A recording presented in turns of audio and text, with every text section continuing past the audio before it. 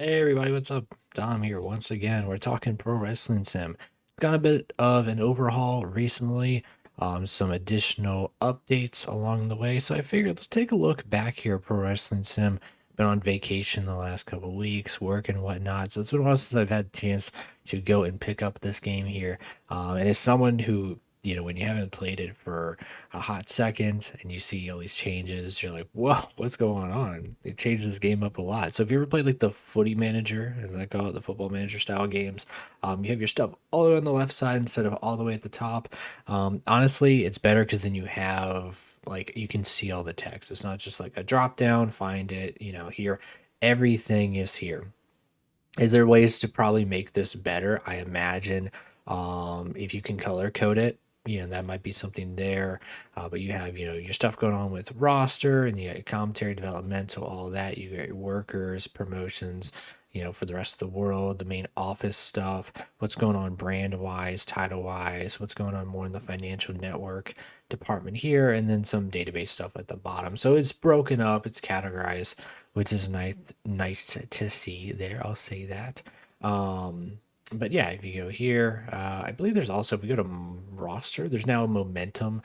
So that's going to determine, based on if they're winning or losing, their momentum. It's going to play into a factor of, how much popularity gain or a loss they'll have. So let's go back into the book edit screen here. This is a big thing I wanted to showcase also. So if we go to a match, let's say we have a match here against Alex Shelley. He's taking on Caleb Conley tonight. And if we go here and we book the finish of the match, let's say Alex Shelley's going to win. We have a whole plethora of options here. So when you pick Alex Shelley, you can pick Caleb Conley still as the loser, but you can also choose what move here. So in the database, if Alex Shelley has different finishing moves, you can add that in there. It'll show up. But what's really cool is the types of finishes. We had a couple of finishes before, but it's just like through the roof the amount of finishes here. What's nice, they have these little tags here so we can see if it's a clean finish, if it's a cheap finish, if it's a count out, DQ. Um, there's also unique finishes based on the match type, which is pretty cool. So if we go here and we say that this match is going to be a flash pinfall, Shelly's going to go get the quick roll up. We can go and we can do that. Maybe he's going to go and have Caleb Conley pass out. It also tells you the amount of popularity boost and loss that will be generated there, take into account. So you can see that if you make someone tap out, you're going to get more of a popularity boost. But a flash pinfall not as worth as much. If you knock them out, that's a whole bunch there. But it also say that, for instance, if we have a screwy ref finish, the referee comes in and messes up the ending here. This will hurt the crowd reaction, hurt the match rating, stuff like that. This one tells you it doesn't cause the title change. So having these little tags here helps out a bunch. Also seeing the different popularity, effects here is really cool to see. So and then wrapping off here, so I went in and changed the match type, and we can see that there's a couple of different unique finishes. So we have the ability to escape the structure, get the most falls, making the loser bleed, put a loser inside of an item, retrieve an item, set the loser on fire, strip them, table breaks, 10 count, 10 count after a pinfall, throw in from the ring, throw in from a structure, and touching the four corners.